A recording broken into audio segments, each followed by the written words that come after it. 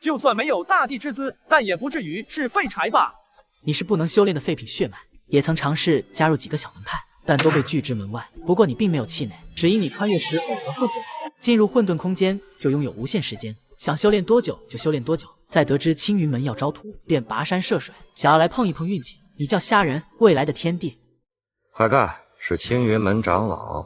欲成仙，先拜天，天上宫阙神仙间，成仙道，道3000，青云门下可成仙。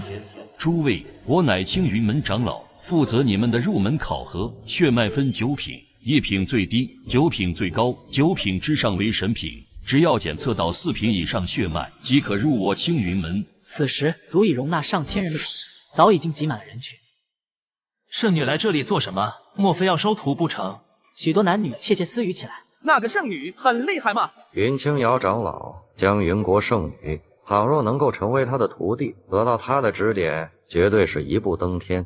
云长老，你终于要来收徒了。今年这批苗子应该不错，或许能挖掘出6品血脉的天才。今日我准备收1名徒弟，你们当中谁是废品血脉，便可拜我为师。只收废品血脉以下的徒弟，我有没有听错？不是应该收天才为徒吗？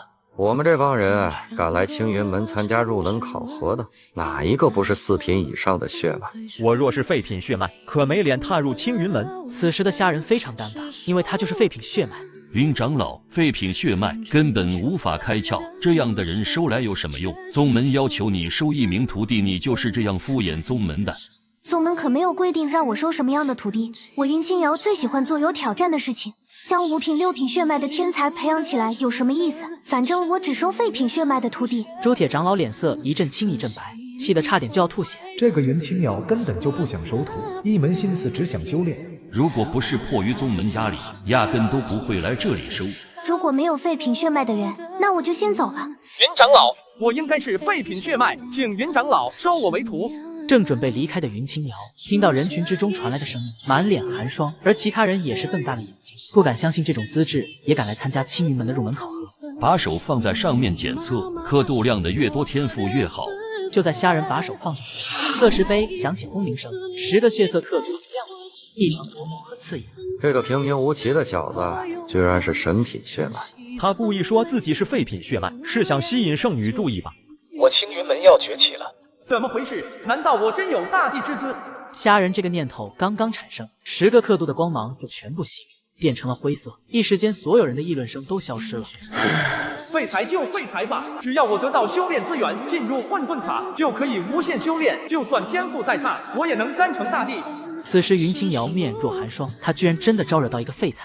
师傅，我血脉废品，可以拜你为师吧？你确定要拜我为师？你乃废品血脉，根本无法开窍，我也教不了你什么。师傅，弟子自知天赋平庸，谁来都教不了弟子。师傅您不用教我什么，弟子会自己修炼。一个连开窍都做不到的废材，如何自己修炼？这家伙难道就没有一点自知之明吗？师傅，我有自己的修炼方法。虾仁只想加入青云门，有资源他就可以躲在混沌空间慢慢修炼。好，你既然执意拜我为师，那我就收你为徒。反正也就一个师徒名分，1年后你若开不了窍，便会被青云门赶下山。徒儿虾仁，拜见师傅。进入宗门后，你便好好修炼，等成为外门弟子，为师再教你。师傅，我听说师傅收徒都有见面礼，你身为青云门的长老，不会不送吧？啊，你说什么？云清瑶满脸阴沉，这个废品血脉居然有脸向他要见面礼。如果师傅不想送的话，那就当徒儿没有说。这把火灵剑就当作是为师的见面礼。圣女出手便送低级灵气，普通人不吃不喝劳作一辈子，都未必能够买到。他一个废品血脉，不仅加入了青云门，还拜得圣女为师，简直走了狗屎运。广场上的所有人都盯着虾仁，恨不得自己也是一个废品血脉，说不定还能够和虾仁争一争。虾仁，既然你已经拜云长老为师，便是我青云门弟子，你在一旁等着考核结束，我带你们一起前往青云门。检测考核持续了半个时辰，将近300多人的血脉都达到4品以上。考核结束后，飞舟朝着青云门而去。不愧是青云门，真大啊！青云门乃是江云国4大宗门之一，强者无数。青云门一座座雄伟的山峰，高耸入云，无比宽广。峰上古树成林，鸟语花香，宛如人间仙境一般。明日清晨，你们便前往武堂领取开窍丹，进行开窍仪式。往后每个月都能领取1枚，1年内若开不了窍，便会被逐出宗门。这句话仿佛就是针对虾仁说的，因为只有他是废品血脉，开不了窍。30年河东，30年河西，炎帝行，我也行。虾仁师弟，我有一笔生意要跟你谈。师弟，明天我们就要去武堂领取开窍丹，进行开窍仪式。你那枚开窍丹能不能卖给我？卖给你，那我怎么办？师弟，你也别怪我说话难听，你乃废品血脉，就算服用再多的开窍丹，也不可能开窍成功。与其浪费，倒不如卖给我。凭借你的天赋，早晚都能够开窍成功吧？修炼一途，争分夺秒，我并没有把握服用一枚开窍丹就能够立刻开窍。萧师兄，开窍丹虽然不能卖，不过这把火灵剑可以卖给你。圣宇送给你的见面礼，你居然敢卖给我？师傅送给我的见面礼，那就是我的，我自然可以卖。低级灵气至少价值100万铜钱，我全身上下也就20万，一时半刻拿不出那么多。他虽然家境不凡，但毕竟还没有成年，每个月家族给的月例钱才10万。拿不出没关系，你可以分期。分期是什么意思？你可以先付2成给我，剩下的8成你分1年给我，你看如何？随后虾仁与他立下字据，交易结束后，虾仁便拿着铜钱离开了小院，来到宗门善堂。我要买20万铜钱的灵米，这灵米里面蕴含灵气，一斤灵米一人可以吃5天。20万铜钱可以买4000斤，一个人可以吃2万天。你确定要这么多吗？你们善堂有吗？我现在就要。一袋100斤，一共40袋，你要如何带走？虾仁随口一说，40袋灵米全部被收入混沌塔。大厨看到凭空消失的灵米，下巴都惊掉了。能够拥有空间法宝之人，非富即贵，我可不能得罪了。虾仁回到自己的小院，盘腿而坐，随着一阵空间波动，下一秒眼前场景变了。虾仁看着那整整齐齐摆放的灵米，心中满满的安全感。这些灵米够我吃将近2万天了，就是55年，我就不信开不了窍。接下来的日子，虾仁将全身的力量汇聚到小腹位置，尝试开窍。每天就吃灵米补充体力，日复一日，年复一年，50年光阴转瞬即逝。这50年里，在灵米的滋补下，虾仁感觉到自己的身体都已经到极限了，但始终无法开窍。灵米还能维持5年时间，这5年还不能开窍，那只能去外面用开窍丹试试。第1年没反应，第3年还是没反应，在第5年的时候，虾仁感觉小腹位置有着一股灼热的感觉在流动，那股力量牵引着全身的气血。55年，我终于开窍了。此时，虾仁能够调动那个冰场当中的奇异力量，加持到身体。在外界这55年时间，也就仅仅过去1秒而已。云长老，听说你昨日收了一个废品血脉的入门弟子当徒弟，来这里莫非是你想看你徒弟开窍不成？废品血脉怎么可能开窍？就算服用再多的开窍丹，也不可能开窍。废品血脉怎么了？修炼一途，我始终认为没有废血脉，只有废物的人。昨日云清瑶回去想了想，一个明知道无法修炼的人，还要拜他为师，单单这一份决心，他都要给虾仁一个机会。成不成功并不重要，他要的是虾仁的修炼态度。此时，陆陆续续有不少新入门的弟子不约而同的来到武堂，脸上都挂着兴奋之色。领取开窍丹后，你们便在此服下，进行开窍仪式。今日开窍成功者，可在武技阁借阅一本人阶上品武技。随着长老的声音落下，所有的弟子一个个排着队伍，他们在领取完开窍丹后，就盘坐在广场上，准备开窍。诸位师兄，我手头的开窍丹准备拿出来拍卖，价高者得1万铜钱，开始起拍，每次加价不低于1万。弟子和长老都愣住了，而云清瑶更是愣住了。这家伙居然将刚刚领取来的开窍丹拿出来拍卖，还1万铜钱起拍，果真是烂泥扶不上墙。废品血脉也就罢了，还不思进取，拿开窍丹来拍卖。云清瑶真的生气了，转身离开。他对于虾仁心中仅存的一丝好印象消失得荡然无存。虾仁，你一个废品血脉，公然拍卖自己刚领取的开窍丹，不求上进，你这是对宗门不敬，对你师父的不敬。弟子不敢，弟子也没有对宗门和师父不敬。一旦成为青云门弟子，就要努力修炼，哪怕天赋再弱，只要肯努力，也能成为强者。你虽然是废品血脉，开窍的机会渺茫，但也不能放弃。朱铁长老，你误会了，那是因为弟子已经开窍了。胡说八道！你一个废血脉，连开窍丹都没有服用，如何开窍？此时不仅仅是长老，其他弟子都觉得虾仁疯了。灵气汇聚，你真开启灵窍了。什么？虾仁开窍了？没想到一个废品血脉居然直接开窍。不可能，废品血脉怎么可能开窍？所有弟子都感到不可思议，很难接受这个事实。虾仁，你是如何做到的？身为废品血脉的你，竟然第一个开窍了。虾仁，你是如何做到的？昨晚我梦到一个仙人，他说我有大地之资，等我醒来就莫名其妙的开窍了。虾仁，这是仙人恩赐，也是你的福气。拿着这块令牌去武技阁挑选武技，一定要努力修炼。弟子谨听长老教诲，那我这开窍丹，你想卖给谁就卖给谁。弟子们看到虾仁离去的背影，内心挺不是滋味。天赋最差不说，还第一个成功开窍，获得宗门奖励，还不错，卖了30万铜钱。我本身就是废品血脉，想要修炼出人阶上品武技，恐怕不容易。虾仁很快便打消了修炼上品武技的念头。猛虎拳、八卦掌、灵猫步，就这3本了。好好的上品武技不学，你怎么挑了3本下品武技？弟子只是一个废品血脉，修炼上品功法对于弟子来说颇有难度。你莫非就是虾仁？正是弟子。这3本人阶下品武技秘籍，你想什么时候归还就什么时候归还，但不可借阅给别人，否则后果自负。多谢长老。他很想看看虾仁这个废品血脉，给予足够的时间，能不能将一门武技修炼出来。给我来30万铜钱的灵米。善堂每天都要用灵米，你的只能等1个月后去采购。1个月后，虾仁买了能维持他修炼80年的灵米。天赋比别人差，我就多修炼100年、1000年。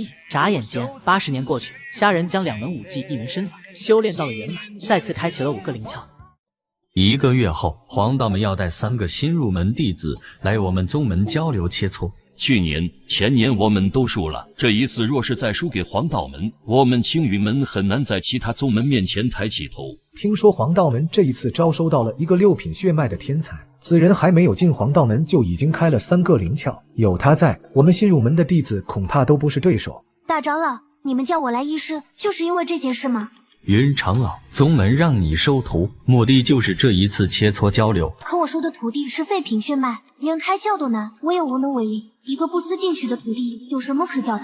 云长老，你可真是慧眼识珠啊！你那徒弟可不得了，得到仙人恩赐，成了入门第1个开窍的弟子。你说什么？云清瑶脸上写满了不可思议，没想到阴差阳错收的徒弟居然开窍了。难怪当初虾仁要进台开窍丹。一时间，云清瑶内心五味杂陈，感觉自己有些错怪了虾仁。宗主下令了，你必须带着你徒弟参加这一次新入门弟子的切磋交流。我既然收了徒弟，肯定要帮宗门培养出一名优秀的弟子。那虾仁虽然开窍了，但毕竟是废品血脉，前所未见。我徒儿有我的火灵剑，只需要将我自创的火灵剑法修炼到小成，至少能开启4个灵窍。如果修炼到大成，就能开启6个灵窍。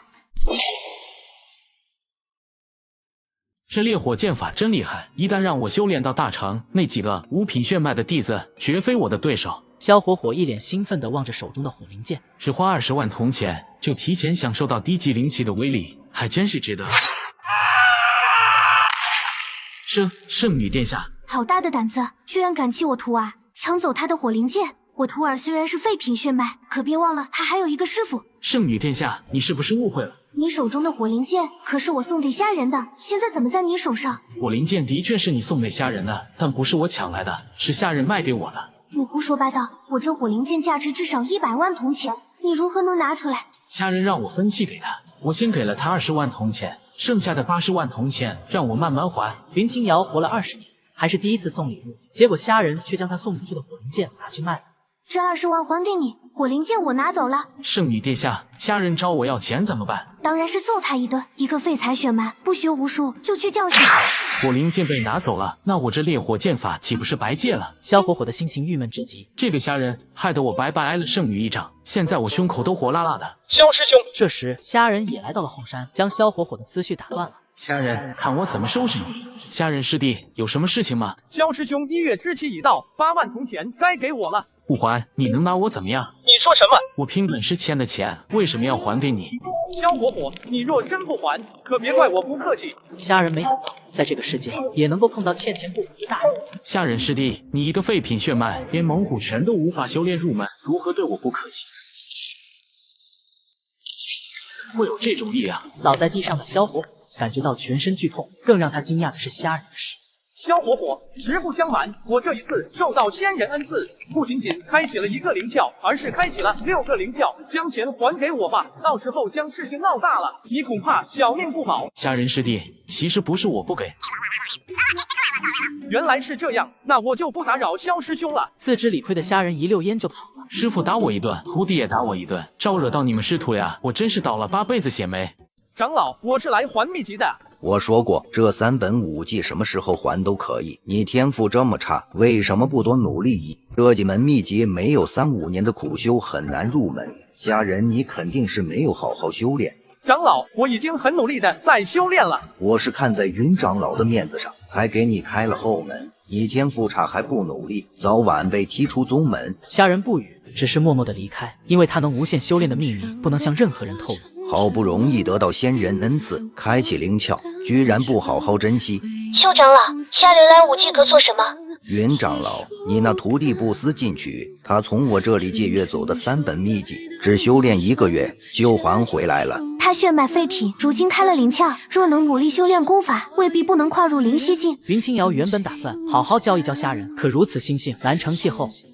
我现在开启了6个灵窍，也该去实战检测一番了。想到这里，虾仁来到广场，这里汇聚了不少弟子，都是3两成群。秦玉师姐，招我吧，我天赋差，绝对躺尸。师姐，我的天赋你是知道的，入门2年了，只开启了3个灵窍。这位师兄，他这是干嘛？那是秦玉师姐为了打破人气极限，想要开启第8个灵窍。为什么要拉实力低微的弟子去？入门弟子接任务必须要组4人队伍，拉3个实力强的，根本没有挑战性，越废物秦玉师姐就越喜欢。我要的是真正的废材，你们当中有谁认为能够和入门双废比的，可以加入我这个队伍。任务完成后，每个人都可以分到奖励。秦玉打断了众人的生意，一时间许多人都面面相觑，而虾仁听到有奖励，则是两眼放光。王腾、张胜进入宗门1年多，才开启2个灵窍，谁能跟他们比啊？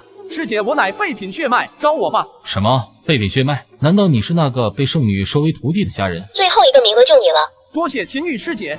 我王腾终于可以摆脱入门双废的名头了。王腾，你想要摆脱双废，必须要胜过我。好啊，来，我们打一架，谁输了谁就和虾仁师弟是入门双废。王腾立刻和张胜扭打在了一起。本来这2人继承双废还能和平共处，如今来了一个更废的，打破了平衡，2人居然都想摆脱双废的名头。于长老，虾仁最近修炼的进展如何？进展还好吧？我听说虾仁开窍成功后，换了3本人阶下品武技，但只修炼1个月就还回来，可有此事？林清瑶心中烦闷，只能硬着头皮辩解。我那徒儿修炼十分努力，但天赋太弱了，3门武技都无法入门，才放弃修炼。原来如此，还有不到半个月时间，你真有把握让他开启7个灵窍？大长老，我这门自创的剑法已经达到人阶上品威力，由我亲自传授，哪怕我那徒儿天赋再弱，我也能教会他。宗主并不是要求虾仁能够赢，而是让他们知道我们青云门能够将废品血脉培养起来，打打其他宗门的脸。或许家人真是天赋太弱了才放弃修炼，他现在肯定在自暴自弃，需要人拉他一把。我这个当师傅的就应该成为他黑暗中的一道曙光。弟子小火火拜见圣女殿下。有什么事情吗？虾仁师弟和入门双废一起加入秦玉师姐的队伍做任务去了。你说什么？云清瑶闻言顿时怒火中烧。虾仁虽然是废品血脉，但好歹是我的徒弟。圣女殿下说的对，做人要有骨气，血脉废品不要紧。圣女殿下，你又打我干什么？我最讨厌你这种背后打小报告的人。此时虾仁、秦玉4人赶了半日的路程，终于抵达了黑虎小镇。玉儿，想不到你也来黑虎小镇了，我们要不要一起组队？为首之人是身穿华丽服饰的少女，看向虾仁3人的时候，满脸不屑之色。不用了。秦玉，你傲什么傲？你早晚是我丁海的人。王腾师兄，那丁海是谁？那丁海是黄道门的外门弟子，开启了6个灵窍，听说和秦玉师姐是一个城池的。那丁家见秦玉师姐天赋异禀，便有意撮合丁海和秦玉师姐。原来如此。不过那丁海算什么东西，也妄想娶秦玉师姐，我们3人哪一个比不上他了？王腾师兄，你吹牛可别带上我。虾仁师弟，你可不要看扁了自己，你虽然是废品血脉，但你可是圣女殿下收的唯一徒弟，徒凭师贵。王腾，你若不想去历练，可以现在回宗门。不一会，虾仁和秦玉这个4人小队便进入了黑虎岭。刚刚好像是妖兽的声音。虾仁，你放轻松点，有秦玉师姐在，绝对的安全。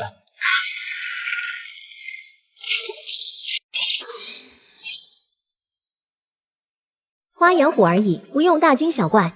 虾仁4人在黑虎岭外围足足搜寻了3天3夜。第4天的时候，秦玉终于在一棵古树下看到了一株碧绿色的灵草。终于找到了，有着这株百窍草，我或许能够成功开启第8个灵窍。然而，当他将百窍草采摘下来的时候，却发现自己的掌心居然有着黑色的毒素侵入。百窍草怎么会有毒？师姐，发生什么事情了？我中毒了，应该是有人想要对付我。突然，远处的城门冲出4道人影。秦玉，我早猜到你来黑虎岭是为了采摘百窍草。你放心，这种毒只会让你全身无力。你卑鄙，你无耻！丁海，你是个卑鄙小人，你居然敢对师姐下毒！罗伊也敢在我面前叫嚣！丁海，我奉劝你适可而止，速速离去，否则别怪我不客气。秦玉，如今你身中剧毒，如何对我不客气？反倒是我要对你不客气了。你到底要干什么？干什么？自然是生米煮成熟饭。到时候我丁家要向你提亲，你们秦家也只能妥协。丁海，放开那女孩！一个废物也想一死。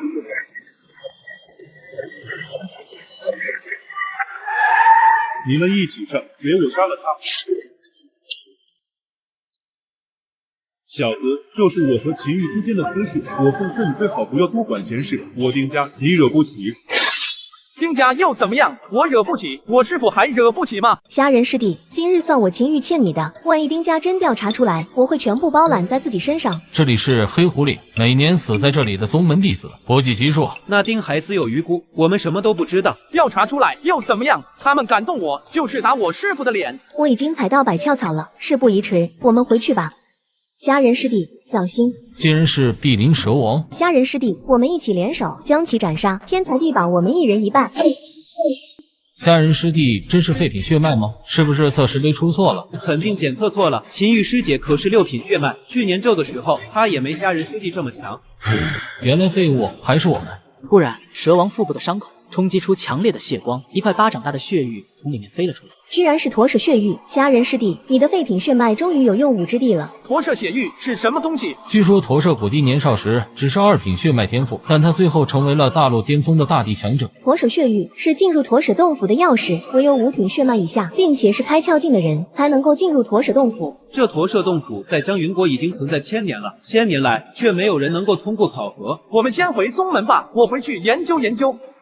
虾仁，你是不是对我这个当师傅的不满？师傅，此话何意？为师破例收你为徒，是看你真心想要修炼，可你做了什么？师傅是怪我卖了你的火灵剑吗？你卖了我的火灵剑是小，你不努力修炼也罢了，居然还加入秦玉的队伍。师傅，其实我一直在努力修炼，我已经开启6个灵窍了。林清瑶自然不相信虾仁的话。你乃废品血脉，让你修炼本就是强人所难。你跟我过来，为师有话和你说。师傅，你可千万不要将弟子踢出师门，弟子在这个世界上只有你一个亲人了。林清瑶心中一软，只有我一个亲人，你父母呢？我是个孤儿，从小在江云国孤儿院长大。虾仁，我并没有打算将你踢出师门，我是想告诉你。师傅，你放心吧，徒儿必定能够将那个6品血脉的天才击败。家人，休要说什么胡话了，我会将我自创的一门剑法传给你，你能领悟多少就领悟多少。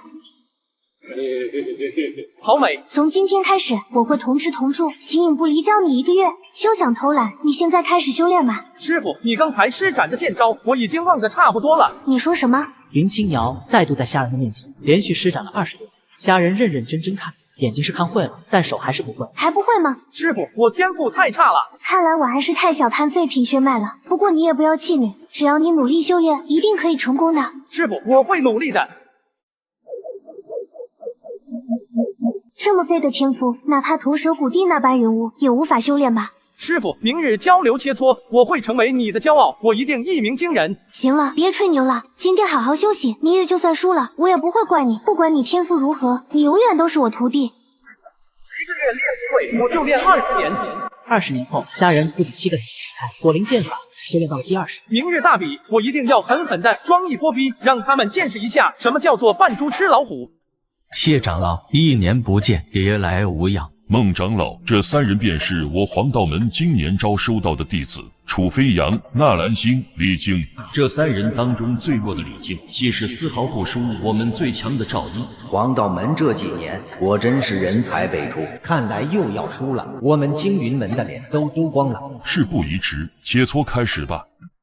黄道门入门弟子李靖，5品血脉，开启6个灵窍，你们谁先与我一战？虾仁，这个最弱，你先上，能跟他过个一招半式就行。师傅，看我打爆他！行了，别吹牛，注意安全。众人看到虾仁上场，一个个脸上都露出怪异的神色。宗门到底打什么主意？真让虾人上台切磋，那李靖可是开启了6个灵窍。宗门只是想要让虾人展示一番剑法而已，输赢根本不重要。什么输赢不重要？你们格局低了，低了。王腾，你这话什么意思？你们信不信虾人能够击败李靖？你开什么玩笑？他可是比你还废的弟子，开启1个灵窍，如何击败李靖？其他弟子也是同样的观点。不如我们赌一赌如何？我坐庄10万铜钱，你们几个一起押10万。王腾师兄果真是散财童子，我押5啊！你押那么多做什么？不让我们喝点汤，一人最多押1万。这下赚翻了，看我等下怎么打你们都练。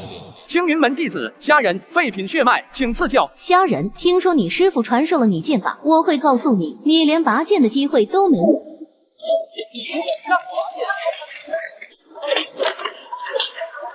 我就让你见识一下马王爷长知识眼。全场弟子。虾人赢了，10万铜钱归我了。王腾，你是不是知道什么？我和他组队做了一次任务，虾人师弟和秦玉师姐可是联手杀死了比邻蛇王。我的徒弟不是废品血脉吗？这小子一直在骗我。云长老，你可把我们这帮老东西骗得好惨！你居然将虾人培养得这么厉害。灵猫不圆满，猛虎全圆满。云长老，你到底怎么培养的？云长老，你是不是掌握了什么特殊的培养方法？许多长老纷纷询问起来，言语当中掩饰不住羡慕之色。我自然有自己的培养方法，哪怕是废品血脉，我都能培养起来。接下来第2场比试由黄道门的纳兰信对青云门的杨勇。人阶上品身法武技，游蛇步。这游蛇步据说十分难修炼，必须要从小打好基础。不愧是黄道门新入门最顶尖的天才，不知道杨蓉能抵挡多久。第2场黄道门的纳兰信胜。第3场比试青云门弟子赵一对黄道门弟子楚飞扬。你不是我的对手，你认输吧。你虽然比我多1个灵窍，但也不是不能战胜。今日便要以6个灵窍越级挑战7个灵窍。青云门弟子赵一，请赐教。黄道门弟子楚飞扬，鬼剑传人，请赐教。什么？他居然是鬼剑传人？居然和圣女一样，都是鬼剑王的传人。第3场比试，黄道门楚飞扬获胜。如今切磋交流已经结束，谢长老就在我青云门多待几天。切磋交流还没有结束吧？还有第2轮的切磋交流。虾人明显不是他们俩的对手，继续切磋下去也没有任何意义。云长老，切磋交流便要分出一个胜负。云长老就这么不相信自己的弟子吗？为什么不让虾人尝试一下？既然你想要切磋，那就继续切磋吧。虾人，你可有把握击败纳兰信？师傅，你就看我把他锤爆吧。蛇灵18，他居然修炼出12。配合他的游手步，几乎近战无敌了。虾人怕是要输了。掌出八卦，行动冥王。 2个月时间将3门武技修炼圆满，这到底是什么天赋？他根本没修炼2个月，他仅仅修炼1个月，就将这3门武技还给我了。测石碑绝对出错了，虾人极有可能是神品血脉。你输了。虾人此子，大地之资，我青云门当心。那就让我宗门的6品血脉和你们宗门的大地之资斗一斗，看看谁更强。楚飞扬，你去打。 你们青云门果真有着心机，能够在2个月内开启7个灵窍，你的血脉至少达到6品。低调低调，我只是废品血脉而已。你背着长剑，那就拔剑吧，看看是你的剑法强，还是我的剑法更强。2人的剑法如此，速度快到极致，稍有差池就极有可能。是离鬼剑法的引剑，这楚飞扬居然将引剑都修炼出来了。林清瑶脸色十足，同时也惊讶虾人将火剑法本事修炼。 虾人不断挥剑，却发现对方的力量变低，已经超出了自己的受范围。这一战，虾人师弟恐怕要输了。他能够坚持这么多回合，已经很强了。虾人，你很强，但不是我的对手。离鬼剑法第3式龙剑，看我不受主力。 我不服，这场战斗不公平。输了就是输了，有什么不公平的？我是被驼蛇血域的力量所伤，你根本不是我的对手。切磋交流可没有规定不能开挂吧？赢了才是硬道理。我现在宣布，本次切磋交流，青云门获胜。孟长老，我可不相信他是废品血脉，就算云清瑶再有什么手段，最近忙着剪视频，家里乱糟糟都没收拾。今天收拾出很多闲置的物品，不知道该怎么办。 正好之前在闲鱼上卖掉了不少闲置物品，赚了点零花钱。闲鱼复苏季马上来了，赶紧上闲鱼搜有钱花 ，AI 帮你轻松发布闲置物品，还能有机会抽取2025元红包。点击左下角去闲鱼复苏季 ，AI 发闲置抽大奖，上闲鱼有钱花。也不可能将废品血脉培养的这么厉害。虾仁自然不可能是废品血脉，当初检测应该是有误。那何不再检测一次？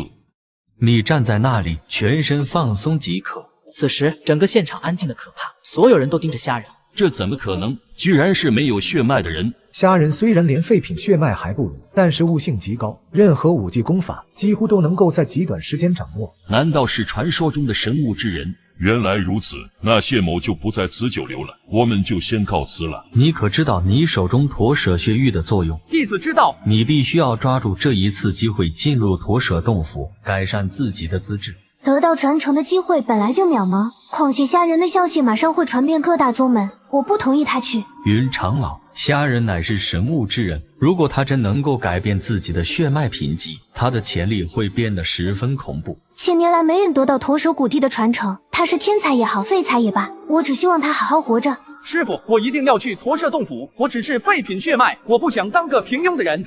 洞府开启还有2个半月时间，如果你能将剑法后面2式修炼出来，我就同意你去。就这么简单？师傅，你说话算数。当然算数。那这样吧，我们打个赌，如果师傅你输了，以后我做什么你都不得干预，如何？赌就赌，你小子还能翻天不成？只要有着足够的灵米，我就能马上修炼出来，得先想办法再弄点铜板。王腾师兄，你这是做什么？虾仁师弟，你这一次切磋交流，让我弄了10万铜板，我分你一半。王腾师兄，你能再借我1点铜板吗？虾仁师弟，以咱俩的关系，以后到师兄这里拿。王腾师兄，你放心，以后我发达了，带你吃香的喝辣的。师弟到时候发达了，可别忘了师兄啊。买了这么多灵米，够我修炼54年了。17年后，虾仁将另外2招剑法也修炼出来了。驼舍洞府，我一定要去闯一闯，他能以2品血脉成帝，绝对藏了大秘密。哦，妈呀，好快，这怎么可能？1天就修炼出来了。师傅，我可以去驼舍洞府吗？很多人卡着自己的境界不提升，苦修个几十年，开启8、9个灵窍，你怎么跟他们争？师傅，只要我能够改变血脉，我就能成为真正的天才。也罢，为师也不拦你，到时为师陪你一起前往武陵源。经过这段时间的相处，要说虾仁对云清瑶没有想法，那肯定是假的。他也深知自己和云清瑶的差距，无论是身份地位还是实力。虾仁，你来了。长老，弟子来挑选武技。老夫这里私藏了一本1000年前流传下来的武技，非常适合你。老夫吃点亏，便宜卖给你。最近忙着剪视频，家里乱糟糟都没收拾。今天收拾出很多闲置的物品，不知道该怎么办。正好之前在闲鱼上卖掉了不少闲置物品，赚了点零花钱。闲鱼复苏季马上来了，赶紧上闲鱼搜有钱花 ，AI 帮你轻松发布闲置物品，还能有机会抽取2025元红包。点击左下角去闲鱼复苏季 ，AI 发闲置抽大奖，上闲鱼有钱花。你一个武技阁长老，居然私下卖给我！你休要胡言，这可是老夫当年云游从一处秘境所得，并非宗门秘籍。长老，你这门武技1000年前流传下来，我想看看是不是真的。老夫还会骗你不成？你只能看半刻钟的时间。他将输给了虾仁，一想到马上就能狠狠地逮住虾仁，心情也是大好。虾仁则是拿着书籍盘腿而坐。长老啊，你还是年轻了，今天我也来一次零元购。虾仁，这机会可遇不可求，你若不要，说不定哪天我就卖给别人了。这武技太难修炼了，长老还是留给别人吧。你确定不要？长老，实不相瞒，几年前我得到一个高人指点，传了我一门炼体武技，正是这淬气强体诀。不可能，这淬气强体诀可是老夫在秘境所得，是真正1000年前流传的武技。这是第1层养气炼体。长老，如果没什么事，我就先撤了。虾仁转身就走了，留下邱长老一个人震惊。接下来的几天，虾仁吃了睡，睡了吃。按照虾仁的话来说，我躲在里面修炼几十年，还不让我休息几天啊？既然虾仁决心前往驼舍洞府，想必他应该在苦修吧。然而他并没有看到虾仁修炼的身影，只听到房内传来打呼噜的声音。现在可是下午申时，普通人饭点的时候，这小子居然还在睡觉。师傅，轻点，我耳朵疼。为师想破脑袋自创剑法第5式，想要传授于你，你倒好，居然在这里呼呼大睡。师傅，这是怎么回事？我们速速赶往武陵源，驼舍洞府居然提前开启了。难道是出了什么变故？驼舍洞府怎么会提前开启？事出反常必有妖，我们去看看。许多人都无比兴奋地朝着武陵源所在的方向赶去。圣女来了，她身边之人不会就是那个传说中的废血脉吧？应该就是他了。听说他也得到了一块驼舍血玉。等驼舍洞府开启，千万要小心那些老头，他们压制境界，甚至有开启9个灵窍的。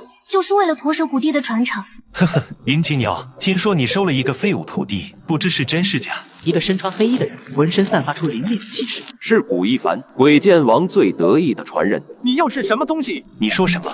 最近忙着剪视频，家里乱糟糟都没收拾。今天收拾出很多闲置的物品，不知道该怎么办。正好之前在闲鱼上卖掉了不少闲置物品，赚了点零花钱。闲鱼复苏季马上来了，赶紧上闲鱼搜，有钱花 AI 帮你轻松发布闲置物品，还能有机会抽取2025元红包。点击左下角去闲鱼复苏季 AI 发闲置，抽大奖，上闲鱼有钱花。吴亦凡勃然大怒，一股强大的气息狠狠压向虾人。吴亦凡，你敢欺我徒？师妹，想不到你居然已晋升神海境7重了。别叫我师妹，我已经不是鬼剑传人。林清瑶，我已经将第10剑修炼出来了，我看你如何阻我。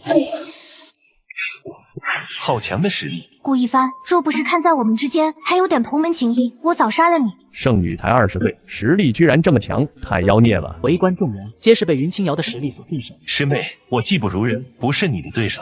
但是你这个废物徒弟，今日休想活着从脱舍洞府走出来。虾仁，在这里你有师傅护着，去了洞府，我看谁能够护你。鹿死谁手还不一定呢。随着时间的推移，4大宗门的不少长老都纷纷赶了过来。进洞府，考核通过，便可得到许多人纷纷冲了进去。师傅，我也进去了，一定要注意安全。运气真不错，竟然是你！把你杀了，就少了一个竞争对手。你确定能杀我？我修行30余载，我要杀你，易如反掌。你还有什么遗言？这8个门是什么东西？反正你死到临头，那我就告诉你，每个门后面都是一个坎。这储物戒指里宝贝还不少。随后虾人走进了第一个。看来我是第一个通过考核的，你偷袭，我才是第一个。又少了一个竞争对手，只要你们都没了，传承就是我的。怎么回事？出什么事了？我明明还在进行，怎么传送到这里了？这是屠蛇广场，只要进入到这里，就能够参加终极考验。虾仁，你偷袭！你不是说要在洞府中杀我吗？谁能替我杀死虾仁？出去我可以给一把高级灵器，并且可以加入鬼剑门。这一刻，整个洞府杀机涌动。虾仁，受死吧！对我动手的人，一个都别想走。虾仁，我要是死了，鬼剑门是不会放过你。就剩我们2个人了，鬼剑门不会知道的。虾仁乱杀无辜也就算了，最近忙着剪视频，家里乱糟糟都没收拾。今天收拾出很多闲置的物品，不知道该怎么办。正好之前在闲鱼上卖掉了不少闲置物品，赚了点零花钱。闲鱼复苏季马上来了，赶紧上闲鱼搜有钱花 ，AI 帮你轻松发布闲置物品，还能有机会抽取2025元红包。点击左下角去闲鱼复苏季 ，AI 发闲置，抽大奖，上闲鱼有钱花。现在还杀了我师弟云清鸟，你今天如果不给一个交代，还想杀我徒弟，现在技不如人，能怪谁？明明是虾仁先动的手，我师弟只是说说而已。等虾仁出来，我一定要杀了他。清远无人不成，不要冲动，那虾仁未必能够得到驼蛇古地传承，一切等他出来再说。云长老，虾仁若真能通过终极考核，得到驼蛇古地传承，改变血脉，我青云门绝对能踏入一流宗门。年轻人，想不到你如此年轻，居然能够来到这里。前辈，你就是驼舍古地吧？你长得好像我老家的一个故人，说明本地跟你有缘分。本地留下洞府设下考核，越想寻得一位血脉天赋低的武者，得本地传承。驼舍前辈，你既然要找寻传人，为何不找一个天赋强的？武道之初，天赋很重要，但一颗变强的武道之心更重要。有太多天赋异禀的天才，依旧无法成为大地强者。至于血脉，本地有提升血脉的手段。前辈，你真有提升血脉的手段？你叫什么名字？晚辈叫做虾仁，乃是没有血脉的人。没有血脉？玄黄大陆圈真有这种人？难道10万年前的传说是真的？前辈，什么10万年前的传说？血脉是潜藏在人体内的一种特殊力量，但在10万年前，武者体内是不存在这种特殊力量的。不受血脉影响，人人可以修炼，他们能成为大地强者，还能打破大地极境，飞升上界。难怪我修炼这么慢。血脉是助力也是束缚，而你却没有这个束缚。你现在有2条路可以选择，第一条路就是走本地的老，借助秘术提升自己的血脉，但是你将彻底失去打破大地寂静的资格。那第二条路呢？第二条路就是走古武者的修炼之路，这条路会无比的艰难，若能成功，肯定能凌驾大地之上。驼舍前辈，我愿意试一试第二条路。你真愿意尝试第二条路？第二条路从未有人走过，一旦走不通，你将没有任何的回头路。我愿意。很好，本地当年在一处秘境当中得到了一门叫龙象般若功的古书秘籍，唯有古武者才能够修炼。秘籍飞到虾仁的面前，一股信息钻入脑海。修炼这本秘籍，居然要开启18个灵窍。这把钥匙能够开启本地的秘场，提升血脉的秘法，并且还有一个光复整个玄黄大陆的惊天大秘密，日后需要你去走。外界的大地突然颤抖了起来。最近忙着剪视频，家里乱糟糟都没收拾。今天收拾出很多闲置的物品，不知道该怎么办。正好之前在闲鱼上卖掉了不少闲置物品，赚了点零花钱。闲鱼复苏季马上来了，赶紧上闲鱼搜有钱花 ，AI 帮你轻松发布闲置物品，还能有机会抽取2025元红包。点击左下角去闲鱼复苏季 ，AI 发闲置抽大奖，上闲鱼有钱花。这怎么回事？难道那虾仁成功得到了驼舍古地的传承？一个废品血脉居然成了最后的胜利者。得到驼舍古地的传承事小，能不能改善血脉天赋才是最重要的。在万众期待之下，虾仁被传送了出来。虾仁从洞府里出来了，我青云门出真龙了。那家伙倘若真改善血脉，再加上他乃神物之人，日后还有谁能够强过那个虾仁？虾仁杀了我师弟，你们青云门必须给他交代。在洞府内生死有命，怪得了谁？但他杀的是鬼剑传人，他在洞府外扬言要杀我，现在他技不如人，我杀他有何错？你杀的可不仅仅是唐昊，还有30多个无辜之人，我们在外面看得一清二楚。